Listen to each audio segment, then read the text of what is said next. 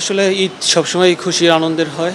So আমরা জাতীয় দলের সব প্লেয়ার একসাথে ছিলাম, নামাজ পড়েছি, দেশবাসীর জন্য দোয়া করেছি, আমাদের জন্য দোয়া চেয়েছি আল্লাহর কাছে যাতে সিঙ্গাপুর ম্যাচটা আমরা জিততে পারি।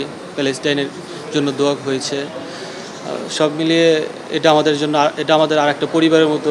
তো খুবই ভালো সময় কাটছে এবং স্পেশালি ঈদ নিয়ে আমরা যেহেতু একটা ন্যাশনাল ক্যাম্পে আসছি, সো আমাদের একটা দায়বদ্ধতা আছে, দায়িত্ব আছে দেশের প্রতি। সো ওইরকম খুব একটা কোচ আমাদের জন্য কিছু রাখে না, বাট 2টা পর্যন্ত ফ্রি রাখছে, যদি কেউ ফ্যামিলি নিয়ে বাইরে যেতে চায় বা কারো ফ্যামিলি যদি হোটেলে আসে, সো সেই সময়টা কাটাইতে পারে। অবশ্যই এটা তো আমরা দেশের জন্য ফ্যামিলি থেকে দূরে আছি, যদি এটা আর একটা ফ্যামিলি। এই স্যাক্রিফাইসটা আমরা করছি সিঙ্গাপুর ম্যাচকে কেন্দ্র করে, দেশবাসীকে যাতে আমরা ওই জয়টা উপহার দিতে পারি।